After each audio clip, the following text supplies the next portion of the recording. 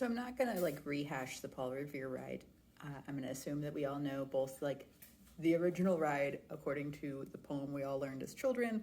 And then I'm gonna assume that we know that Paul Revere didn't actually do that ride exactly like that. That Paul Revere, William Dawes, and Samuel Prescott all got together and did the ride from Lexington to Concord, and that when they did that ride, they didn't yell at every house the British are coming, that they like went up and quietly informed each house that were not loyalists. And Paul Revere didn't make it. He didn't make it to Concord. He got stopped by British police and they took his horse and he walked the rest of the way. But they got the message there in time that the battle the following morning, tomorrow morning, April 19th, like the militia was prepared. What I actually want to say is that Paul Revere did these initial affidavits because they wanted to make sure they were documenting what was happening, right? They wanted to make sure that they had a record of what the Patriots, what the Sons of Liberty were doing and what they hadn't done. And they wanted to document that the British Army had essentially been the aggressors.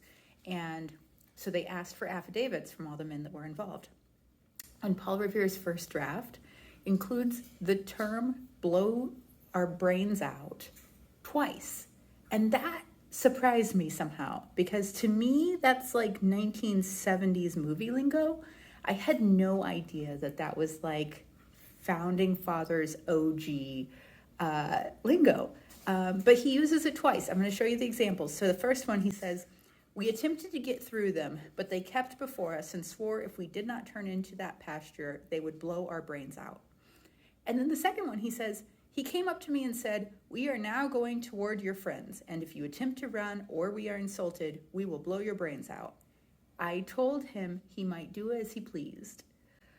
So those are the two quotes from Paul Revere that were written like that year that used that lingo. And I thought that was worth noting, that that's founding father approved language about what the British were threatening to do.